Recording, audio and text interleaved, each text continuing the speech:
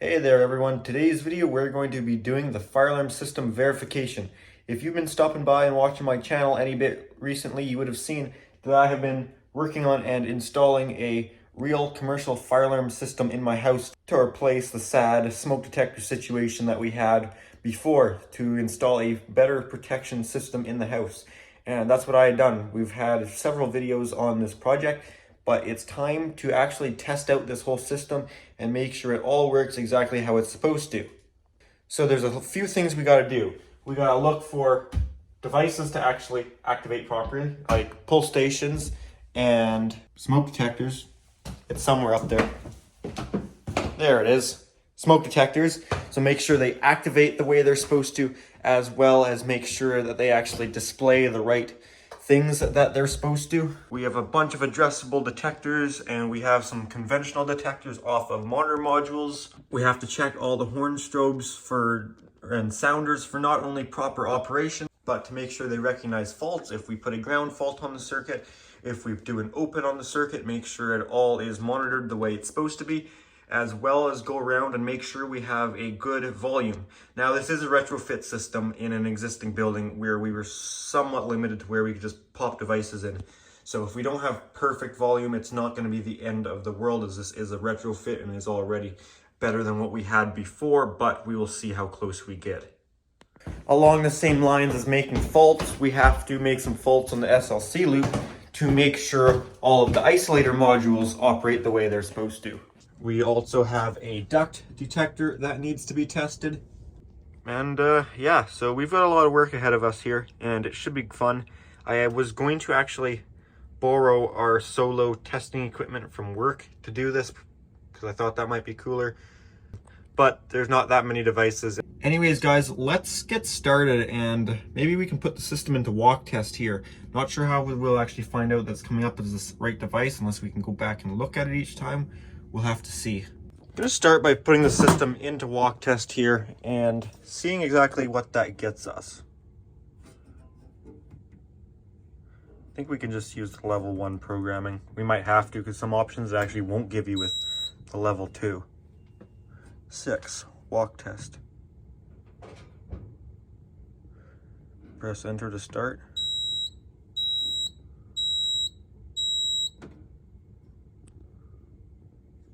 I want to try the front door pull station just so I can read it at the annunciator and get an idea of if it shows us what has happened or how this is going to work exactly.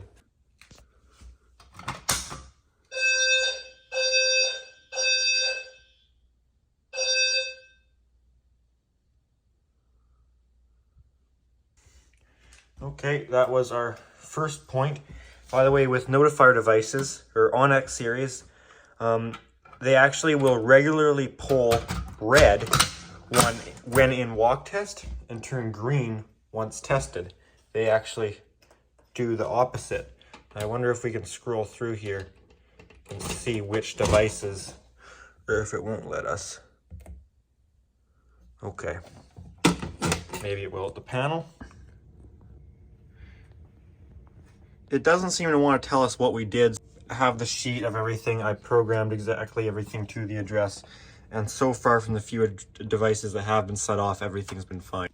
Take a look at this detector here. Pulling red.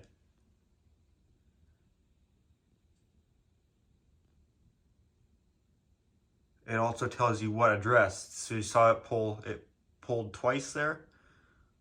1, 2. That's because it's address 2. Let's take a look at 3. Device 3.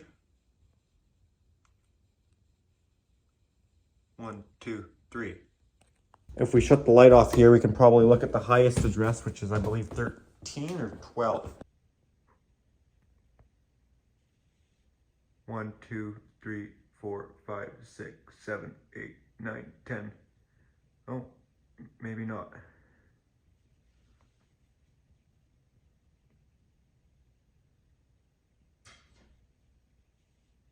Seem to stop at 9.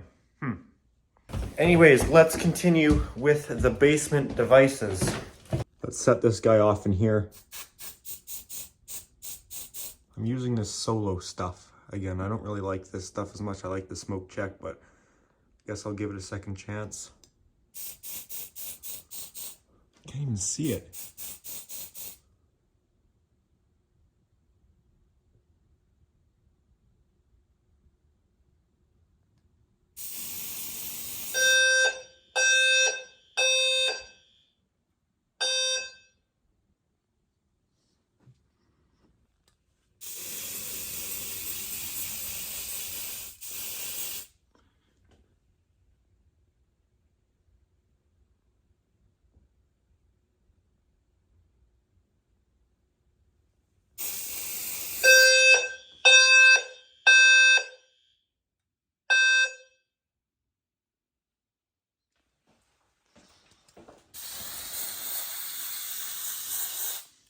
We're just gonna use this stuff up because I hate it. It doesn't work that well. It's not the detectors that suck. This solo stuff just doesn't seem to work as good as a smoke check.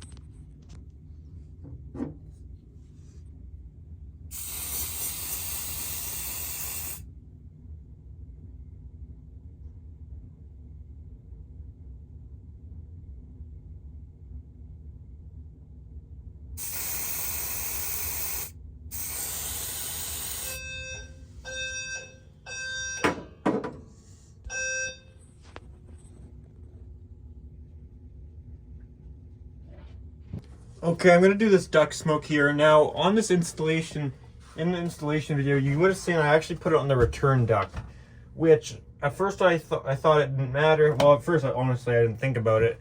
And then I thought, oh, is it supposed to be on the supply? And then I talked to some people and they said they'd seen both, but the internet said put it on the supply. So then the next day at work, I went and looked around and I noticed it's like a mixture, like half of them are on the return, half of them are on the supply. So I don't know what it matters. I think either way it would keep air from being recirculated, you'd think, but I don't know, whatever. It's on the return right now. Someday I actually want to do a test and cover up all the return vents except one and set the fog machine outside of one and see if it would make its way through the duct and see it. I don't know what that was.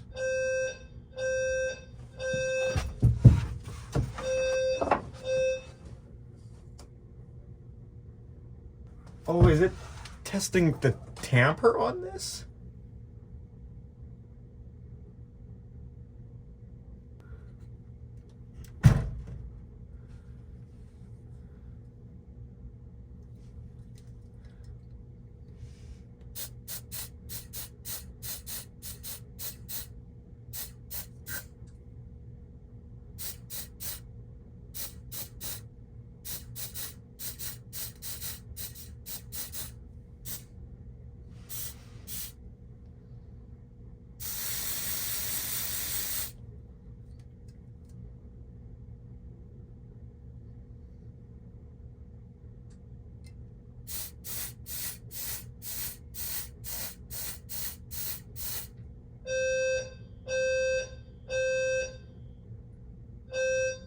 Okay, now if I let go of the tamper switch, it loses communication. Should come back up though when I put the cover back on.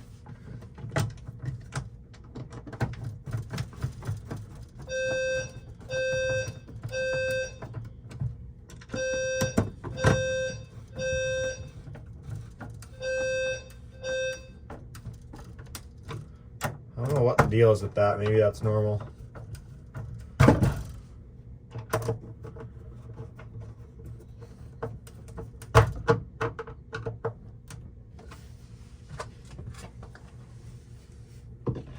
All right, let's go head upstairs now.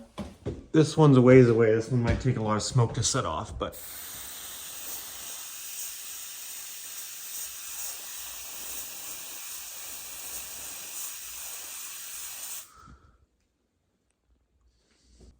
oh yeah, just gonna stand like this.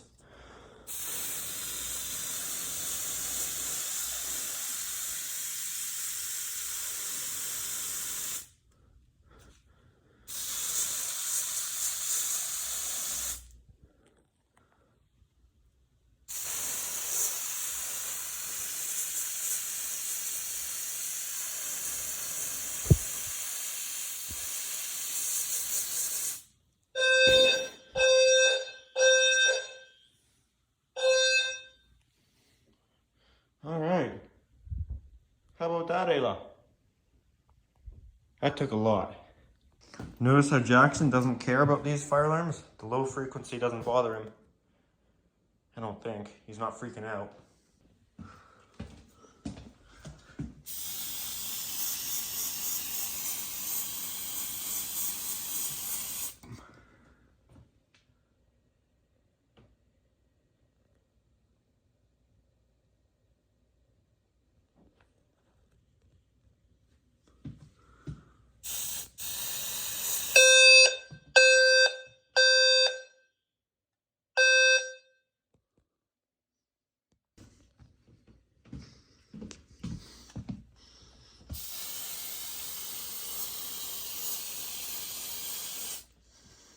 And I know I'm being a little crazy with the smoke, okay. How about you come in here, Jackson? It's gonna be loud when this one goes. We're right beside it. Come on in, let's go. Come here. No? Okay.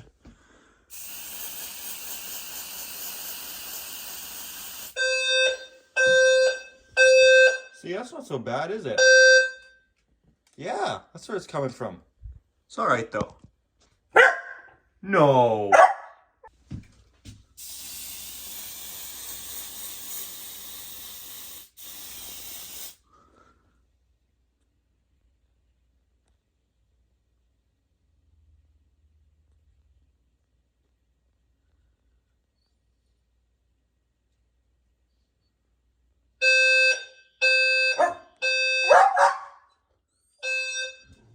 It's alright. Wanna go outside? Just went off again. I don't know why. Don't know why it keeps doing that, where it goes off every once in a while.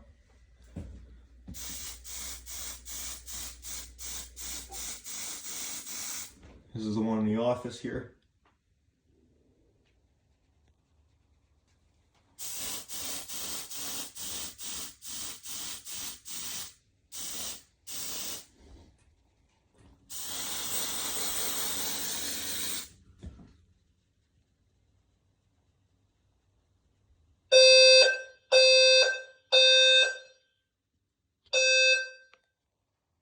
Okay, that is now it for smoke detectors. Let's do the heat detectors. Got this heat gun thing here. We'll give this guy a shot. We only have one single normal addressable heat in this whole place.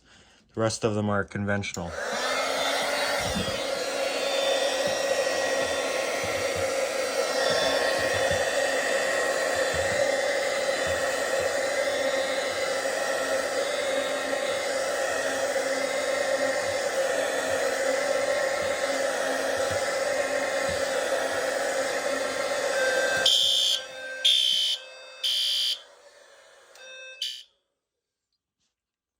And we got it. Okay, now we've got two of them that I'm really not looking forward to. We've got two conventional high temps in the attic, which it is going to be a high temp in there today because it's 24 degrees outside, so it's probably 35, 38, somewhere in there in the attic. But whatever, we'll do them. Going to need an extension cord for this heat gun here, and these are high temp, and I hope they're not fixed temp. I don't think they are. I think they're still rate of rise. We'll double check.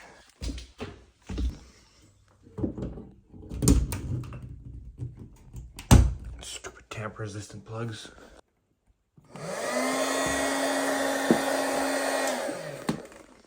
Oh yes, was I right? It is about 40 degrees in here, I would say. All right, just what we need, more heat in here. Holy crap, it's hot.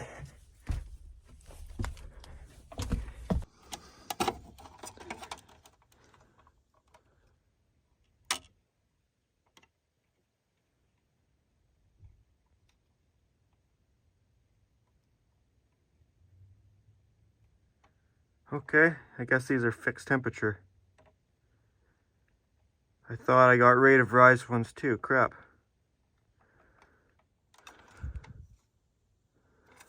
Okay, well, in that case, I'll just check that the monitor module activates by shorting them out. So I'm just gonna short them out with keys.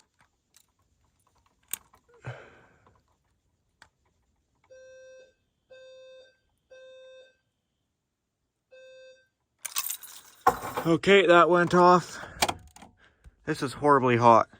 That sucks that these are fixed temp. I wanted fixed temp and rate of rise, so I'm gonna have to come back and change these out. Okay, one more one right here. This is the end of the loop.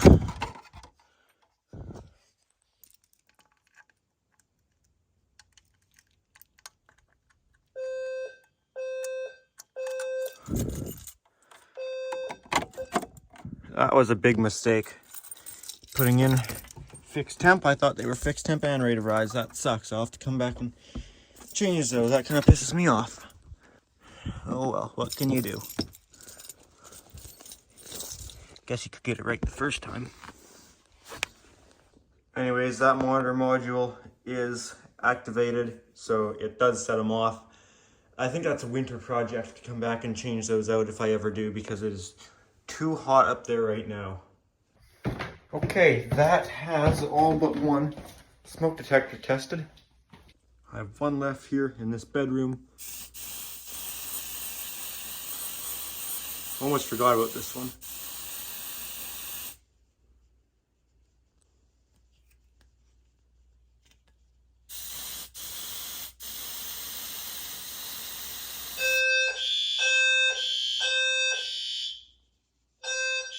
I don't know why it's not synchronized when it's in walk test, but usually it would be.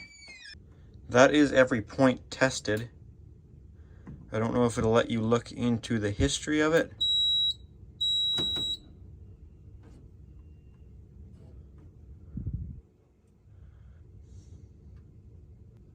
History number 2.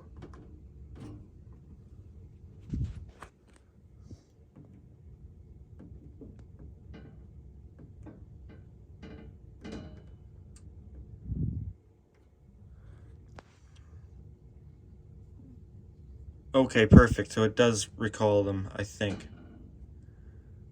Test, smoke photo, that's bedroom number 4. That was the last one we did. Okay, so bedroom 4, device number 6. Yes, that's good. Then we did the attic heat detector. That came up correct. Yes, and there's 2. One at 1 p.m., one at 12. So we did both of them. And then we have the garage heat detector. That is correct. And then we have the office smoke detector, level 2. That is correct. Bedroom 1, address 10. That's the primary bedroom. Address 10 is the primary bedroom, and it's labeled right, but that seems like a different order. See, address 11, that's my room. Maybe I did my room first. I thought I did the primary bedroom first. Or do we have a re-alarm?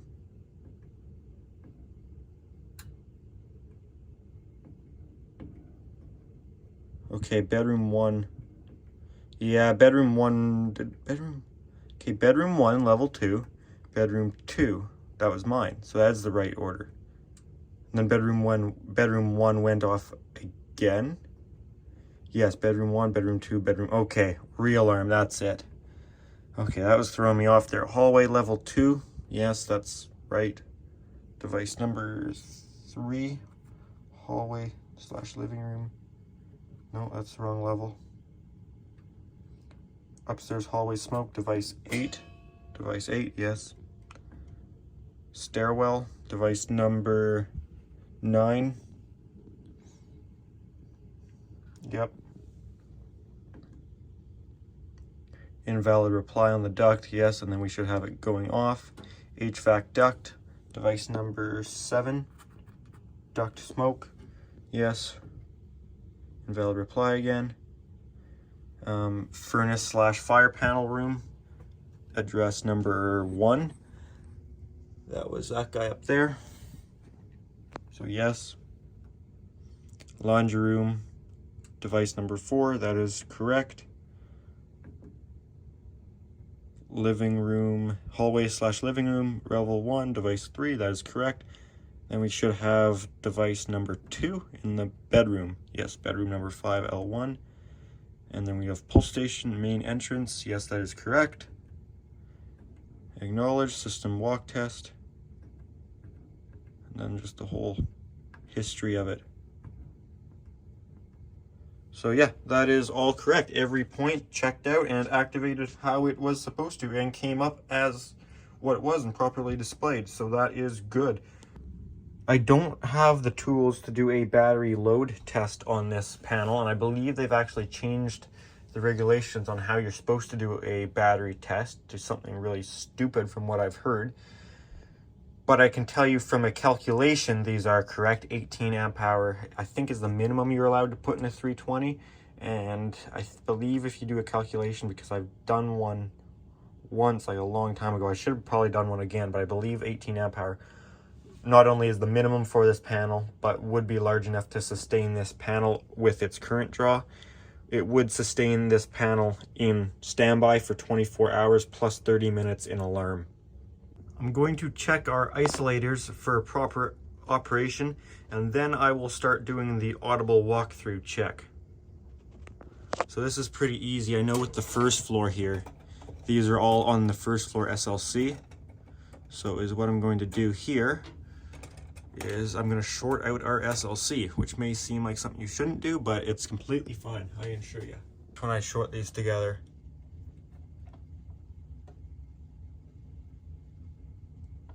there you go, the first floor isolator tripped. Let me stick a little more red on there. You do get tiny little sparks. So here's the tripped isolator, which we have an invalid reply on. Okay, that's spelled wrong. That should be Holloway with a H, not a D.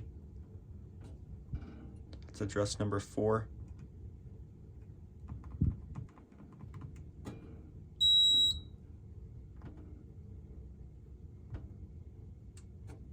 Crap, I didn't mean to do an auto program. We'll unshort that out so it finds the devices. That's my bad. This is just now initializing, so once this is done, I will correct that fault and then I will short out our SLC again. The thing that we're looking for is that the SLC we short out opens up and that the other floor is still fully operational, because that's the whole point of having the isolators, where if one floor shorts out, it doesn't take the whole system down with it, because then you have no system. So it's better to have a half a system than no system. Or a bigger building, it would be broken up into different floors, each fire zone, each floor and stairwells have to be isolated. Okay, let's do this properly this time.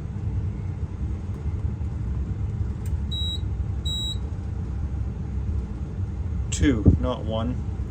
Modify point, we had detector 004, not a doorway, it is a hallway.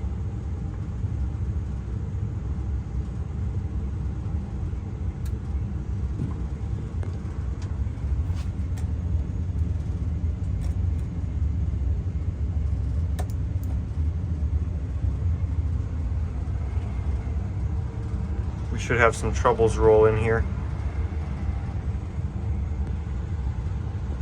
as our SLC is shorted out.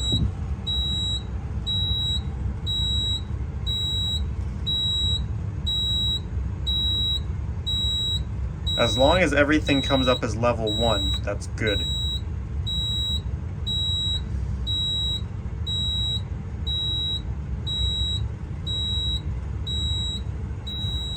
And the duct services both levels, so it won't come up as level 1. Same with the pull station, is a half level. Oh, fire panel / furnace should be programmed to say level 1. Let's correct that real quick.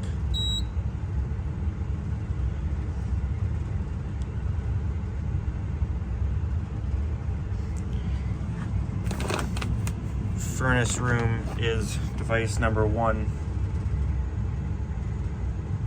Crap.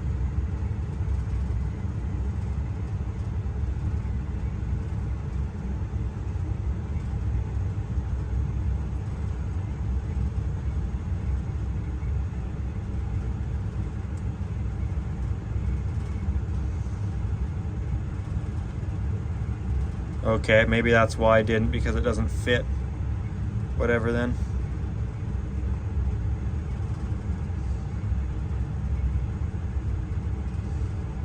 Okay, so isolator is tripped. And because of that, our first floor devices, none of them are going to communicate as the SLC circuit is completely shorted out, but that's entirely expected. However, our second floor SLC should still be fully operational, which it is. So now without that isolator, we would have lost the entire house, but because we have it isolated, we've only lost the first floor. Which you can go crazy with isolators and put them everywhere if you wanted to, and class A, you put them every once in a while in the circuit. That way, if there's a short circuit in the middle of the circuit, it can actually isolate that section of the circuit. So say you've got 100 devices on it and device 30 shorts out and you have a isolator, I think every 25 devices you have to have them. You can't go further than that. And if it's like sounder bases, it changes that. It makes it a lot less, like 7 or something. So let's say there's no sounders, it's just every 25 devices. You have one at just after device 25, and then you have another one at just after device 50. Each one of those would open up. So your short at device 30 would take down device 26 through device 49, if that makes sense. But then the rest of your loop would still be survivable. This is a class B system though, so it's a little different. You can't break it up into zones quite the same way because you don't have another feed returning. But I can take this apart and that should just go back to normal. It will have to initialize. And we can put this back together here.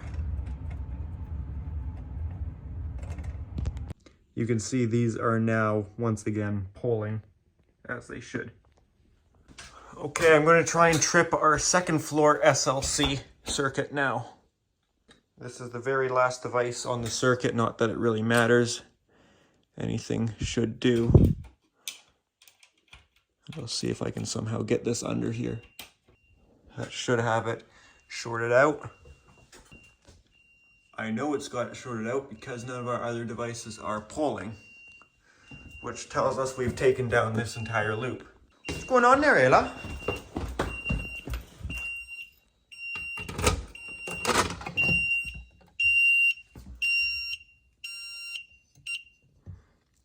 So I can scroll through on the annunciator here. Detector 10, level 2. Detector 11, level 2. Detector 12, office level 2. That's the one we actually shorted out. Heat detector, attic. Hallway level 2. That should be about it. Oh, stairwell level 2. Okay, and that's back to the start. So that is all correct. Now this stairwell, if this was a closed off actual fire rated zone, this would have to be isolated separately. Same with this pull station, as stairwell devices have to be isolated, but you actually aren't allowed to mount that actual isolator in the stairwell. If it's an isolator module like that, you can't just put it on the wall in the stairwell, which is a strange code. However, you can use an isolator base in the stairwell. How they come up with this crap, I have no idea, but I know stairwell devices have to be isolated. I didn't though, because like, come on now, it's not a fire separated stairwell. This is kind of separated downstairs. People have told me, and I thought about it myself, I should put a fire door magnet here, which if I can somehow fish wire over, maybe, or maybe I can just do wire mold Panduit down there. That wouldn't look too bad. And put a door closure on it. Maybe sometime in the future I will do that. This system's got a lot of upgrades and things I'm planning to do yet with it. And there you go. That is our level 2 SLC isolator tripped. And all of our troubles And notice two devices that are on the first floor SLC loop are still communicating as they should. Okay, let's put this back here. Might be able to notice a little spark actually when you put it on.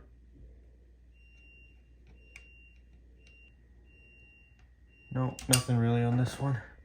Sometimes you can get a little spark. I actually heard on the new, this thanks to Fire Tech that told me this actually, on the new Inspire series of Notifier panels, apparently the SLC voltage is going to be higher or something. And shout out to him too for helping me out. Shout out to Fire Tech for helping me out with this system, getting that annunciator programmed, and also 2222 and 2333 and Canadian alarms. Thank you to all of you guys for making this system actually possible. But where was I going with this? SLC voltage is around 13 volts. It'll go all the way up to 24 if there's no devices programmed into it. But when it's actually communicating, it will vary between 13, 14, 15 volts, somewhere in there. Alrighty, so what's the next step here? Next, I'm going to do our Audible test, where we're going to ring all of the bells, well, sound the sounders, I guess I should say, and make sure that we are getting a good decibel reading. Code says we are supposed to have 75 decibels if the ambient is 65 or less. If your ambient noise is within 10 decibels of what you are required, you must then be 10 decibels louder than ambient. So say we need 75 decibels, but say our ambient is 70. Well, we're within 10 of 75, so we must go 10 higher, which then means we have to be 80 decibels. I can confirm our decibel reading in this house is going to be under 65 for ambient everywhere. It's not a loud building. We don't have loud mechanical noise or anything that's going to interfere with our fire alarm system. I have a decibel meter here, which I will be using to measure sound. I can confirm that our ambient is less everywhere because this is our loudest room that may have the high ambient. This is the furnace running full on in cooling mode, as loud as it will get.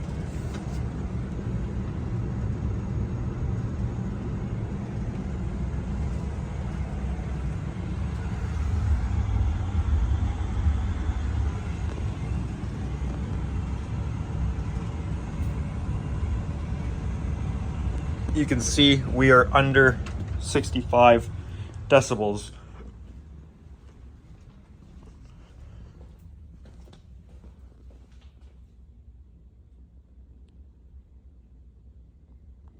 Same with the second floor here. Our ambient is quite quiet.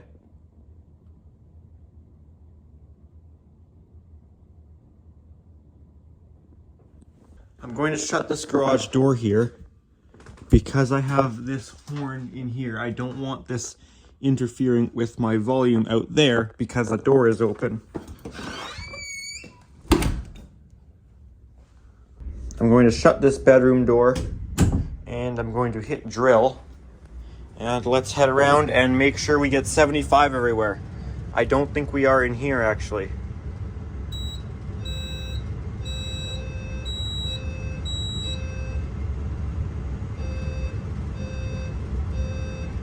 No, not in here. How about the bedroom though?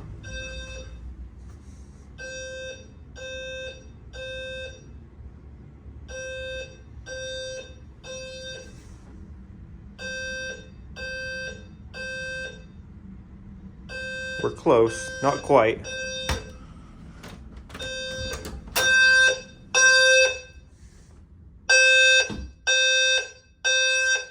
$90.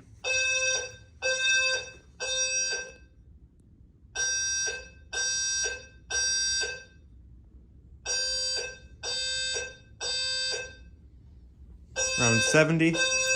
Oh, there we go, 80, okay.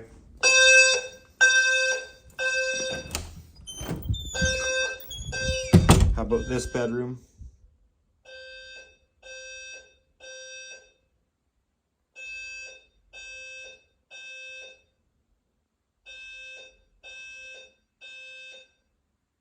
$63 I saw.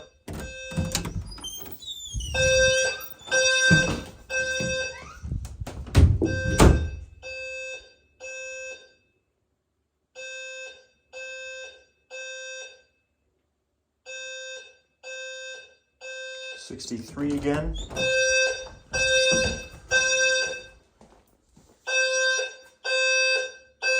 75.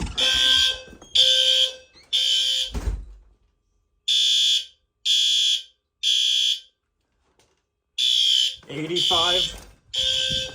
Okay, that was the first floor. Now let's take a look at the second floor.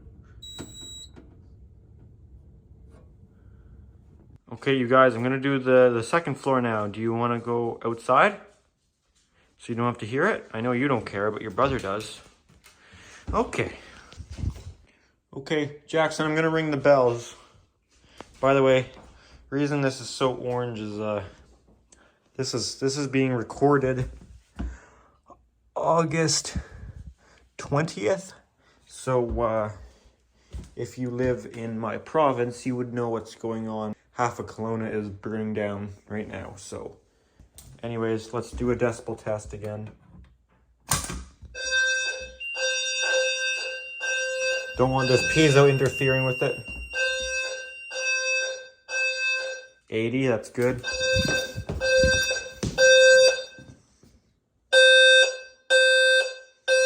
74 is good. See what it is. This is the primary bedroom here.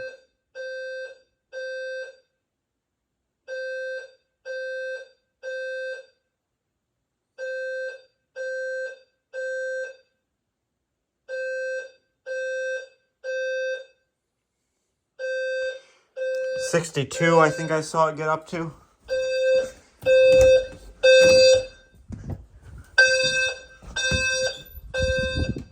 This is my bedroom.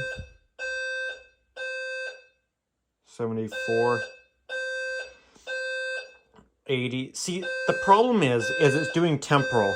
And if I go, ah, it doesn't even always pick it up. So it's like, it's hard to tell.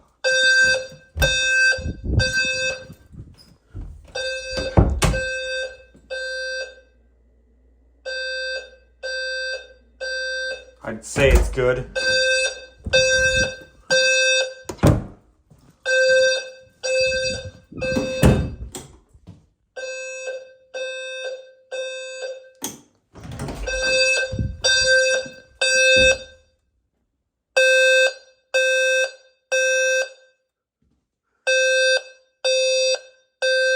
As long as it's not more than 108.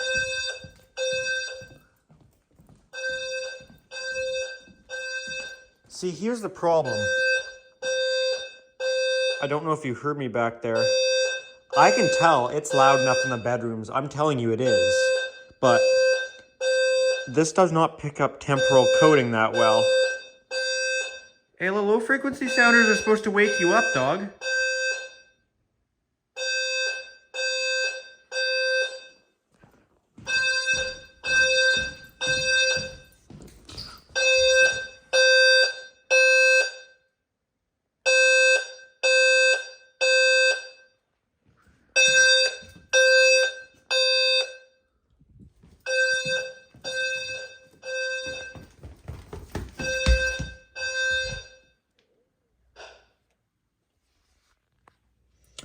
Yeah, so,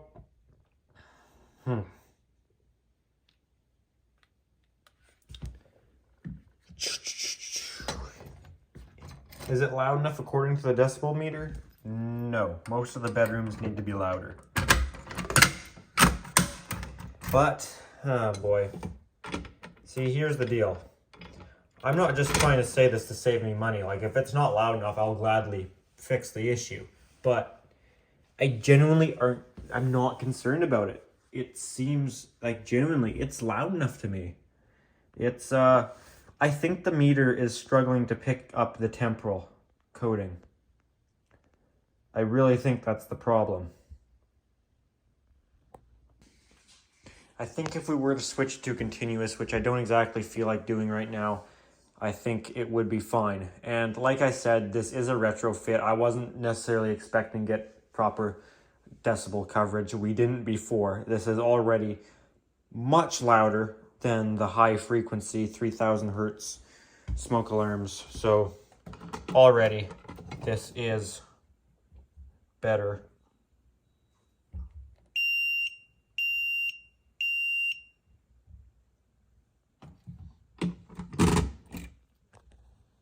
So guys, I don't know. Some people are gonna say, "Oh, you need to make it louder. It's not loud enough," which is true according to this. But then, this is a tough situation because at the same time, I know this isn't picking up the temporal 3. Like, watch this. I'll say something the same volume. Okay. Nick will do his temporal 3. E, E, E. See, we got like 80 max. But if I do that steady, E. See, that's what I mean. Same volume. Like, I'm not projecting my voice any louder. This doesn't react instantly. And it's already on the fast setting. There's slow where it's E, E, E. I can make myself look like an idiot here for a long time, but I'm just telling you guys. Oh, there's a backlight on this thing? That's cool. I didn't know that. Anyways, this doesn't do the best at picking up a temporal 3 pattern. That's why whenever I do my tests where I compare like horn strokes to bells, I run them on temp 3 or code 3 because that's just how this works to pick them up the best. So the volume in the bedrooms, I still think some of those downstairs ones may not be getting the 75. I still think that might be true because those do seem pretty quiet. Those to my ears, I can tell you, I think might be under 75. Upstairs though, I honestly think they're all 25 or 75. I really do. So, fine, I'll just put them on continuous. I'm going to take the garage one down completely because it doesn't need to interfere with my test in any way. We've already verified that the garage is loud enough. We also need to test for open NAC circuit anyways, so this is good.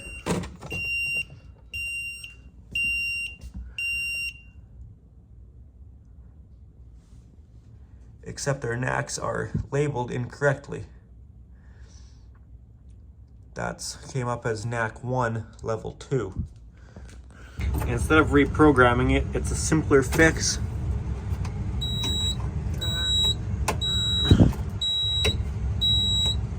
Swap them around on the panel. Actually, the problem seems to be maybe we will have to do some programming.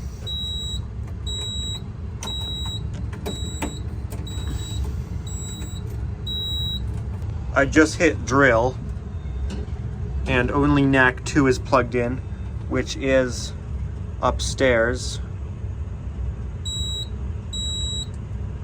Just trying to get these sorted out here. So that was NAC 2, which rang level 2. And I have open on NAC 1, which was programmed as level 2. So NAC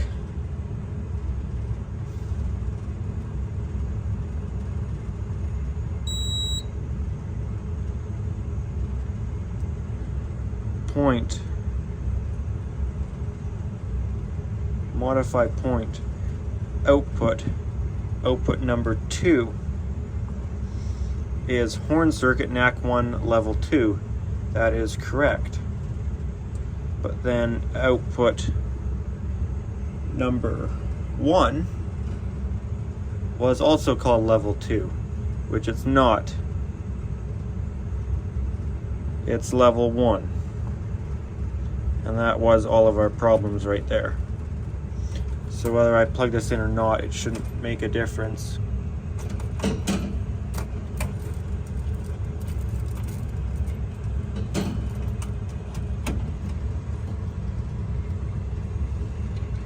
Okay, NAC level 1 is still open. So now let's temporarily set these to continuous to get a new decibel reading, and we'll use the continuous decibel reading as our actual one we're going with here. Number 2, temp 3 low, so we want 3. No, we want 5 continuous high. And that's now reading the right thing, NAC 1 horn circuit level 1, which is what it is. What's going on up there? So now another trouble should come up when I open up this neck here.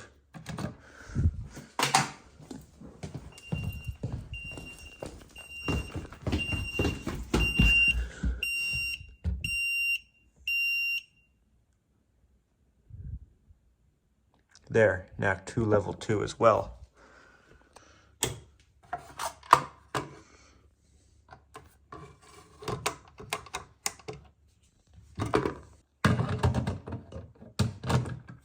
Remember, this is just temporary. We're going to put these back to temporal. I'm just trying to get a decibel reading. All right, let's try this again.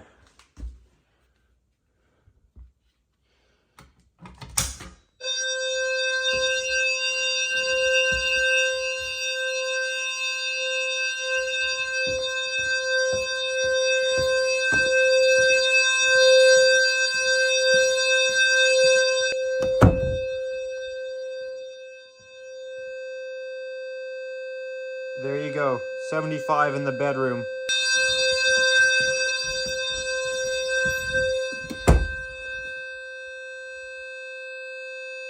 Good.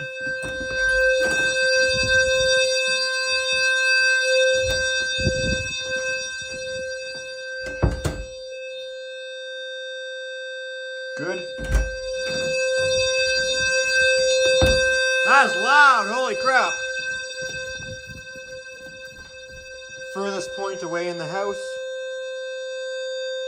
Oh, we're rocking.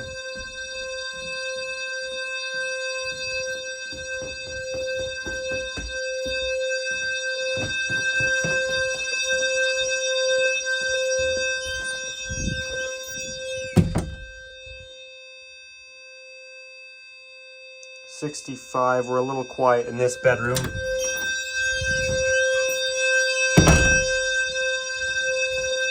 Garage without the horn strobe on. We're really quiet.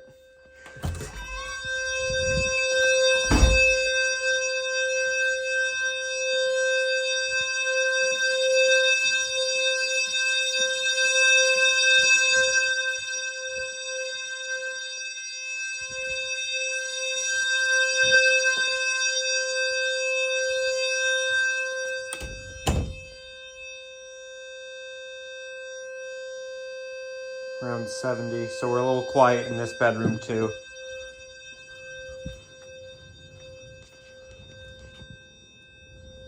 By the way, you can see the system sensor sync, kind of. It clips the power to the NACs.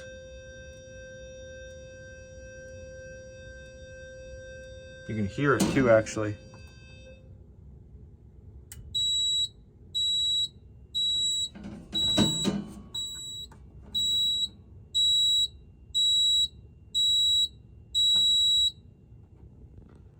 Okay, so where are we at with that? Well, every bedroom, every space on the second floor, well, actually I shouldn't say that. That one second floor bathroom attached to the primary bedroom is probably too quiet still, but I'm not that worried about that. And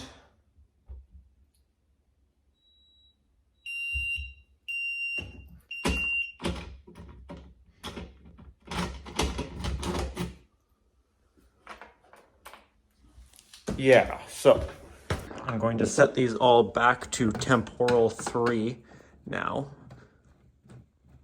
So yeah, all this whole upstairs space, it's just the basement that's a little quiet. So I have two things I could do.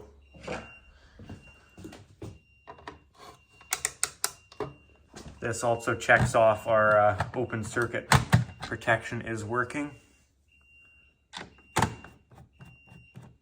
These L series, they make you have them all the way on. Like, you gotta be fully tight with them before the trouble goes away, which is good because the advanced series didn't do it. You could literally just plop them on there without even tightening it up, and it would be happy with it.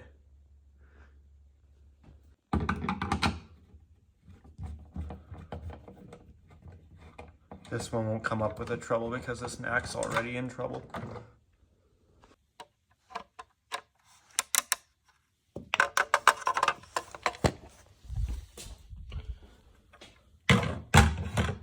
sound good though. I like the sound. These low frequency sounders sound good. It's good that we got those NACs labeled too, because that would throw you off if you're trying to troubleshoot something. So that's why we do this test. Catch the problems now.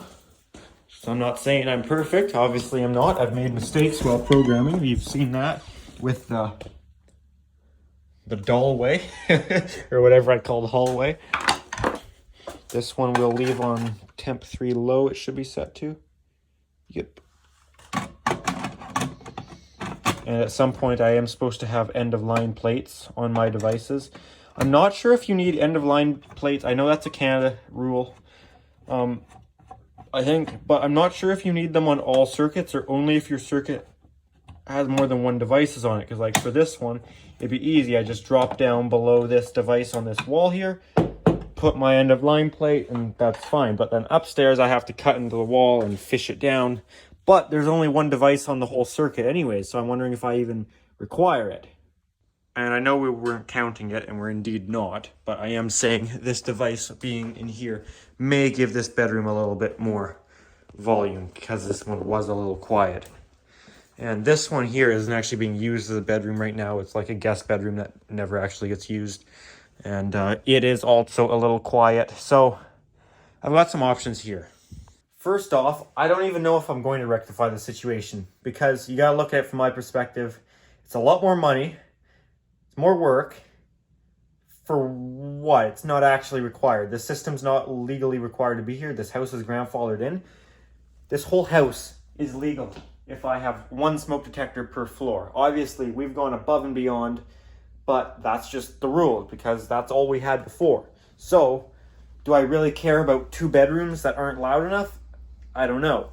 Upstairs is all good. The whole upstairs is loud enough that the second floor of the house is a lot more original. This basement part of the house has been renovated more, and there's more exterior walls and rooms that actually have exterior walls on the interior, so it's a little better insulated. It's more solid of a structure down here, so the sound doesn't quite carry as much. There's a lot more walls and stuff down here. So here's the thing. Do I correct the situation and make it, the 5 decibels louder it needs to be? I don't know.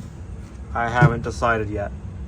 Because it's only this bedroom here and that bedroom down there. And for anyone saying do low frequency sounder bases, I've thought about that and I'm still thinking about it. 2 problems with that. One is they're ugly.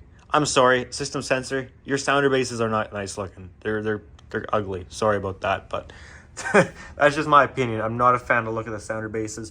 Even if they were wider but more sleek, and then I don't know, I just don't like them. And the other thing is I need verifier tools to program them, which, I mean, I could probably get my hands on it somehow, but it's just another step. It's not really a limitation. I think I could get it or have someone program it for me. It's just that I don't currently have it, and it's another step I have to do. I don't have a laptop right now. All I have is a Windows desktop and a Apple MacBook, which I don't believe would run verifier tools. So my original idea too, when I was first roughing in this system, is I was thinking, like, should I drop another one down right here? But after looking at it now, this laundry room here is getting 80, 85 decibels. It's just fine. I don't think, because this wall is all insulated, I don't think that's going to help with that bedroom. It really needs a device in it. And as far as this one's already right outside, cranked up to max volume. An easy solution would be to actually just mount a horn, a low frequency horn, at the panel here, and that would make this bedroom louder. But again, I don't know if I care, guys. It's so close, and it's a retrofit system. I'll stop boring you guys with this. Basically, I don't know. I haven't made up my mind yet. It's so close. It's pretty loud. So much better than what we had before. I'm just going in circles here. All right, that's enough of that. I'm done. My strobes are still set to 15 candela. I'm not sure if I'm going to change that or not, because I don't really know what I should have them set to for the 2 corridor strobes. Yeah, I don't know. I do need to do a ground fault check for ground fault recognition, however, which you do that at the very end of the loop, because then if it's a T-tap system, it doesn't really help you. That's why we don't do T-tap systems. But you should get as close to the end of the loop as you can for the best ground fault test. I did those attic ones actually the other day. So this will just say ground fault in general, and the SLC loop should say loop 1, or maybe just loop because it's a 320. Get this jumper here, and we'll give you a positive ground fault. I don't know why I keep locking this annunciator. I keep having to come back to it.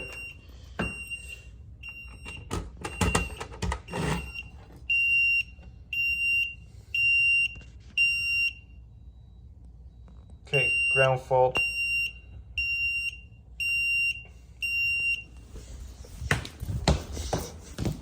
So that's good. I'm going to check for ground fault on our SLC loop. Okay.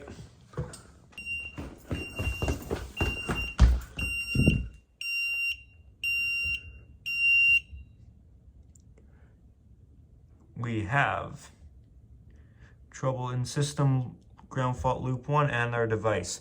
By the way, guys, I didn't talk about this in any of the other videos. When I bought this annunciator, it didn't have this printout, and you can do the printouts completely customized because you make them. On Honeywell's website, there's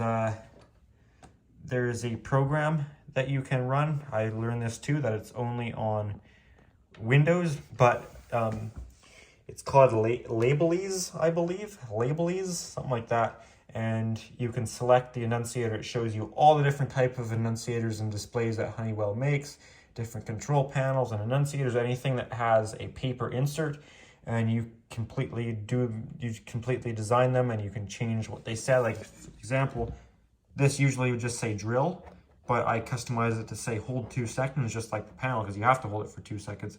This is technically incorrect. In Canada, we don't call them drill buttons anymore, as they changed the rules on that, because drill once a month to test that the system's functioning, but by hitting the drill buttons, it doesn't actually check any of the relays or anything. Therefore, it's not accepted as a test. The drill button basically isn't accepted as an actual drill. So now, if you buy any new Notifier panel in Canada, it doesn't have a drill button. It says audible signal now. So I actually should have that say audible signal, hold for 2 seconds. And same with acknowledge. I also had it say scroll display, because if you hit acknowledge again, it will scroll the display. Anyways, just thought I'd add that information in. We can undo this ground fault, and technically I should be doing it at the very end of the loop. Actually, I should be doing it one in that office and one is the stairwell, because the stairwell branches off from the main line there. But this is pretty good. Check this goes back all normal. Going to initialize now, that's what it's beeping about.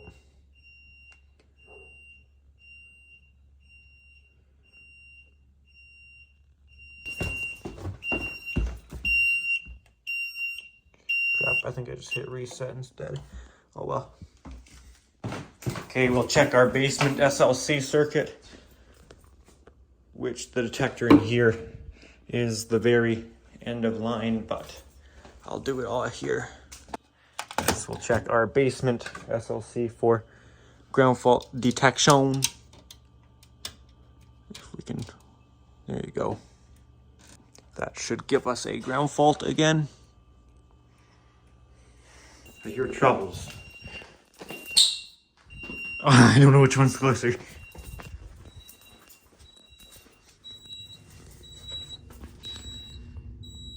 We have our garage invalid reply and ground fault loop 1. Okay, good.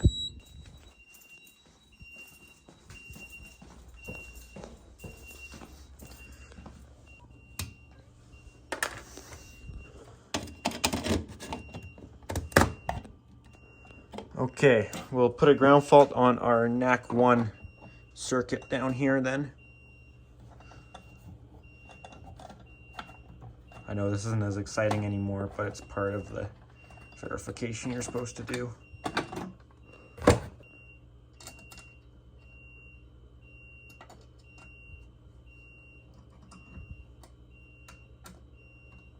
Ah, okay, I got that wedged in there. That should give us our ground fault.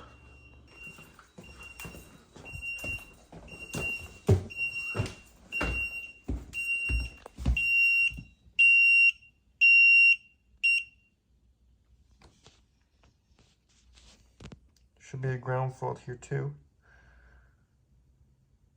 There you go. All right.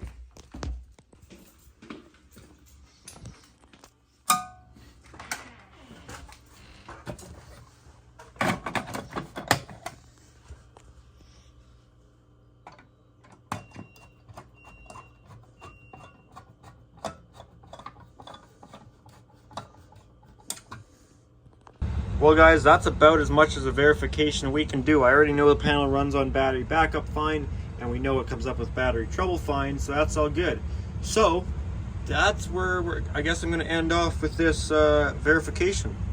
I hope you guys did enjoy this, and this is not going to be the end of the system. I obviously need to do more testing on this system, because we'll test it every now and then, probably monthly like we do with the garage, and I also have more expansions planned for the future. I want to, I want to do some expansions and add some things. So we will be seeing this system more. And like I said earlier, I want to do that thing that I wanted with the duct detector, with actually trying to test it with some fog machine and see how well the duct smoke actually works. So yeah guys, so that's going to do it for this video. If you did enjoy it, make sure to give it a thumbs up. If you do have any comments or questions, feel free to leave those in the comment section. And if you do enjoy my channel and my videos, make sure to subscribe. And if you are interested, I do have an Instagram account at Pickle700 for bonus content and content posted earlier than you'd see it on the YouTube channel, that sort of thing. Alright guys, that's going to be it. Thanks for watching.